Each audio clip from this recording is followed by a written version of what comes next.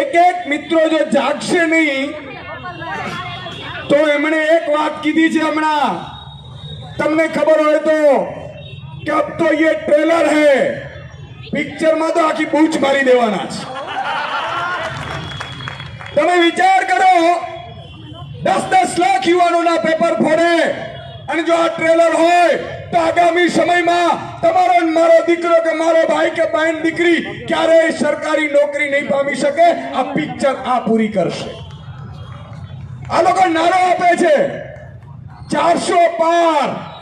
પણ પાછળથી ખબર નથી। મેં હમણાં સાંભળ્યું, મેં ભાજપ વાળા વાતો કરતા હતા, આપણે પેટ્રોલ ડીઝલ પહોંચાડવાનો છે એનો નારો છે। મિત્રો, જેમ ગોપાલભાઈએ વાત કરી કે 400 પાર નો નારો જય ભવાની ના નારાથી બૂચ વાગી ગયો છે, પણ મિત્રો છત્રી સમાજ એકનો મુદ્દો નથી। આ માત્ર રાજપૂત સમાજ એકનો મુદ્દો નથી। તમારી મારી માતા બહેનો દીકરીઓ ઉપર, અસ્મિતા ઉપર મિત્રો વાર કરેલા છે ભાજપ વાળાની માનસિકતા। અને યાદ રાખજો, આપણી એક નીતિ રહી કે મારે શું, આ તો રાજપૂતોને કીધું છે, મારે શું, આ તો પાડોશીને કીધું છે, મારે શું, આ તો ખેડૂતોને લૂંટે છે। અને એને મારે કેવું છે કે જ્યારે અંગ્રેજોએ સુરતમાં સ્થાપના કરી હતી પહેલી 1604 કે 1608 માં, ખબર છે ને, પહેલી અંગ્રેજોએ દુકાન ખોલી હતી સુરતમાં, અને ભાજપે પણ 543 માંથી પહેલી દુકાન સુરતમાં ખોલી છે, યાદ રાખજો તમે સાહેબ। અને ઘણા લોકો આજે મિત્રો નારા આપતા હતા 400 પાર 400 પાર। એમાંથી એક ક્ષત્રિય યુવાન મને કાલે મળ્યો અમદાવાદમાં, મને કહે સુદાનભાઈ અમે ભૂલ કરી, અમે આને ઓળખી ન શક્યા। મેં કીધું હું ભક્ત હતો,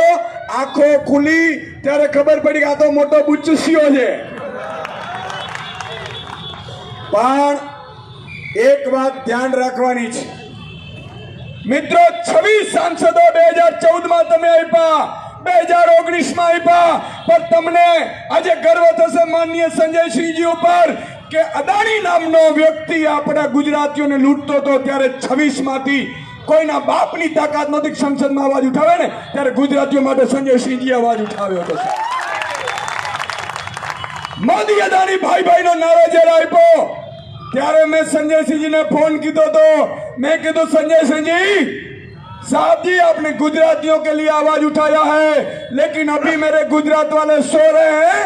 लेकिन आपको जेल में जाना पड़ेगा। हमारा 6 महीना जઈને આવ્યા, 6 મહિના જઈને આવ્યા। તમે વિચાર કરો કે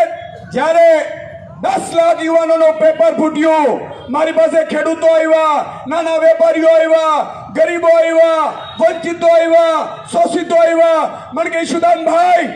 યુપીએસસી નો પેપર ફૂટતો નથી, શું કામ? કે યુપીએસસી કોઈ મોટા મોટા લોકોના દીકરાઓ પરીક્ષા આપે છે, પણ એલઆરડી નો નાના બિન સચિવાલયના આ પેપર ફૂટે છે, તમારે કંઈક કરવું જોઈએ। મેં ગોપાલભાઈને કીધું, અમારી કોર ટીમ મીટિંગ કરી અને મેં કીધું હવે બંધો છે ને ઈ કમલમમાં ખોડી દેશે આ ધંધા કરવા વાળાને। અને સાહેબ અમે બધા કમલમમાં ગયા, તમને ખબર છે કે નહીં? યાદ છે કે નહીં? 10 લાખ યુવાનોના માતા પિતા રસ્તા ઉપર ન ઉતરી શકે, ખેડૂતો ન ઉતરી શકે, જેના દીકરા તૈયારીઓ કરતા હતા, ત્યારે અમે નક્કી કર્યું, અમે ગોપાલભાઈને, કે આપણે કમલમમાં જવું છે।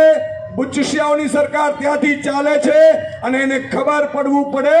કે હજી ગુજરાતમાં યુવાનો માટે જીવનારા મરનારા પેદા થઈ ચૂક્યા છે। પણ મિત્રો અફસોસ ત્યારે થયો, મને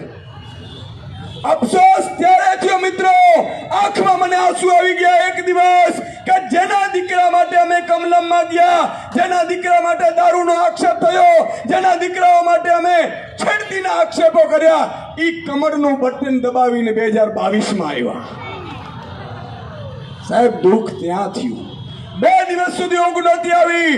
54 લાખ ખેડૂતો છે મિત્રો, ખેડૂતોનો પાક વીમો મેં અપાવેલો, ખેડૂતોનો લડતો હું હતો સાહેબ, ટીવીમાં હોવા છતાં આ ભાજપની ધમકીઓ કે ડર વિના તમારો ટાઈગર માથું આપીને લડતો હતો અને જે દિવસે 54 લાખ ખેડૂતો એમના પત્ની એમના દીકરા દીકરી 2.5 કરોડ થાય મેં નક્કી કરેલું કે 50 લાખ યુવાનો બેરોજગાર 2.5 કરોડ મારા ખેડૂતોનો પરિવાર 3 કરોડ મતદાન આમ આદમીમાં પડશે પણ જ્યારે ખુલ્યું પેટી ત્યારે 156 થઈને ત્યારે મને એવું થયું કે ભગવાન મને એ જ નથી સમજાતું કે સાને આવું થાય છે કરશનદાસ માણેકની યાદ આવી રચના કે મને એ જ નથી સમજાતું કે સાને આવું થાય છે ફૂલના ડળથી ડૂબી જતા અને પથરા તરી જાય છે મને એ જ નથી સમજાતું કે સાને આવું થાય છે મિત્રો જેના માટે લડ્યા જેના માટે માતા બેન દીકરીઓને છેડતીની વાત તો અહીંયા આવે કોઈ છેડતી કરતો હોય તો પેલી ગોળી ઈશુદાન ગઢવી ખાય છતાંય આપણે ઈશાન કરી લીધું સાહેબ અને જે દિવસે આ રિઝલ્ટ જોયા ત્યારે ભાજપ વાળાએ મને ફોન કર્યા મને કે શું થયું ટાઈગર હવા નીકળી ગઈ મેં કીધું તમારા બાપની તાકાત નથી આ ટાઈગર હારવા માટે નહીં મરવા માટે આવ્યો છે અને યાદ રાખજો 2027 જો ભાજપને અહીંથી ઉખાડી ન ફેંકી અમારો આમ આદમીનો ને એક ઇન્ડિયા ગઠબંધનનો કાર્યકર્તા ત્યાં સુધી ઊંઘવાના નથી અને કરશનદાસ માણેકની બીજી રચના છે મિત્રો આ રચના બહુ સમજવા જેવી છે નો એટલા માટે તમને કહું છું કે આ રચના ભાજપિયાઓ જોડે મેચ થતી હોય તો એકવાર દુકાનવાળાને બધા સમજી લે એમણે લખ્યું કે સુખું તણખલું દોયલું છે કામ ગેનું ને સુખું તણખલું દોયલું છે અને લીલાછમ ખેતરાઓ આખલાઓ ચરી જાય છે મને એ જ નથી સમજાતું કે સાને આવું થાય છે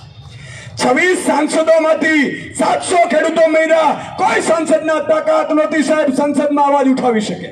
આવા માયકાંગલાઓને ચૂંટનારાઓને મારે હાથ જોડીને વિનંતી કરવી છે કે એકવાર ભૂલ કરી બીજી વાર ભૂલ ન કરતા આવા ઉમેશભાઈ મકવાણાને ઇન્ડિયા ગઠબંધનના એક ઉમેદવારોને જીતાડજો સાહેબ તમને મજા આવશે સાંસદો ઘણા છે પણ સંજયસિંહજી જ્યારે સંસદમાં એન્ટ્રી મારે ને ત્યારે મોટા મોટા તરફરી જાય છે બુચસિયાઓ આ તાકાત છે સંસદ સાહેબ આવા શેરને પસંદ કરો હું તો એમ કહું છું કે જાનમાં જાવું ને તો મર્દની જાવું સાહેબ બાકી માયકા ન હોય તો મસમસાનમાં ન જવાય આજે पेट्रोल डीजल बहुत हुई महंगाई की मार अब की बार डोट હું પાપ લાગે એટલે લેતો નથી નામ પણ સમજી જાજો બરાબર છે अब की बार डोट 62 નો વિરોધ કરતા હતા 100 એ પહોંચાડી દીધું અને બધો માલ આપી દીધો અદાણીને કીધું તું ચિંતા ના કર હવે 2024 માં આવે ને એટલે પેટ્રોલ ડીઝલના 150 કરવા છે મિત્રો દુકાનવાળાને કેવું છે કે ક્યારેક તકલીફ પડે જાજો પોલીસ સ્ટેશને એક પીઆઈ સારો હશે એ વિચારતો હશે પણ ભાજપ વાળા બુચસિયાનો ફોન આવશે કે તમારે આમાં ફરિયાદ લેવાની નથી એટલે પેલો બિચારો અટકી જશે તે દિવસે તમને ખબર પડશે કે ભાજપ કેટલી નકામી પાર્ટી છે આજે છત્રી સમાજને ખબર પડી પણ 2015 માં પાટીદાર સમાજને ખબર પડી હતી પાટીદાર સમાજ મતદાન કરતું હતું પણ જ્યારે પાટીદાર સમાજની દીકરીઓને સાહેબ દોડાવીને ભાજપે મારી એનો વિડીયો આજે પણ હું નહીં જોઈ શકું અને તમને ખાતરી આપું છું 2027 માં આમ આદમીની સરકાર બનશે વચન આપું છું ગળો કપાઈ જાય પણ આ બુચસિયાઓને એકેને છોડવાનું થતું નથી સાહેબ એકનો બદલો વ્યાજ સાથે લેવાનો છે તમે વિચાર કરો હમણાં કચ્છનો ખેડૂત દલિત પરિવારનો મને ફોન કરે છે ઈશુદાનભાઈ મારી જમીન ભાજપ વાળા લઈ ગયા અને 13 કરોડ ઇલેક્ટ્રોનિક બોન્ડમાં ફંડ લઈ ગયા બોલો બુચસિયાઓ ગરીબ ખેડૂત દલિતને મુકતા નથી અને એક ભાજપનો દલિતનો આગેવાન છે એ બહાર નથી આવ્યો હવે ભાજપમાં આપણા જે જ્ઞાતિના આગેવાન છે એની વાત કરીને પૂરી કરીશ કારણ કે સંજયસિંહજીને બોલવાનું છે મિત્રો એક તેતરની વાત મારે કરવી છે એક શિકારી જંગલમાં ગયા એમણે જોયું આ તેતરનું બધા માને છે એટલે એ તેતરને શિકારી ઘરે લાવી આવ્યો શિકારી તેતરનો ન કર્યો એને બદામ ખવડાવી પિસ્તા ખવડાવ્યું દૂધ પાયું કે જે તારે ખાવું એ ખા અને પછી એ તેતરને લઈ અને જંગલમાં ગયો આજુબાજુ પિંજરો ગોઠવી દીધું તેતરે આમ ચાલુ કર્યું આગેવાન તેતરે, એટલે બધી તેતરો બિચારીની આજુબાજુ આવી અને બધી પિંજરામાં પુરાઈ ગઈ. એના ડોકા કાપી નાખ્યા શિકારીએ. ફરીથી ઘરે આવી ગયો. ફરીથી આ તેતરને કાજુ ખવડાવ્યા, પિસ્તા ખવડાવ્યા, ચોળ ખવડાવ્યા. સારું સારું, તારે ક્યાંય જવાની જરૂર નથી. તેતરને નવડાવી અને પાછો જંગલમાં લઈ ગયો. બીજા દિવસે ફરીથી તેતર ફફડાવવા માંડી. ફરીથી આજુબાજુ બધી તેતરો આવી, એને પિંજરામાં પુરાઈ ગઈ. બધાને ડોક્યું કાપી અને શિકારી લઈ આવ્યો. સાહેબ, ભાજપમાં કેટલાક આપણા જ્ઞાતિના આગેવાનો આવી રીતે ગોઠવાઈ જાય છે કે નથી ગોઠવાયા? સાચું બોલો, ગોઠવાયા છે કે નથી ગોઠવાયા? એને કોન્ટ્રાક્ટ મળે, પદ મળે, હોદ્દો મળે એટલે આપણા સમાજના સોદા કરવા માટે અચકાય નહીં. પણ સાહેબ, જે દિવસે એમના ઘરે માતા બેન દીકરી ઉપર એમના જ મોટા ભાજપના નેતો અન્યાય કરશે ને, ત્યારે પોલીસ સ્ટેશનમાં ફરિયાદ કરવા જશે ને, હું છાતી ઠોકીને કહું છું, પોલીસ વાળો ફરિયાદ નહીં લે ને, ત્યારે એ એટલો પસ્તાશે કે એને ઉપર આગ ને નીચે ધરતી હશે. એટલે ભાજપને જેટલી ઓળખી જાઓ એટલી સારી છે.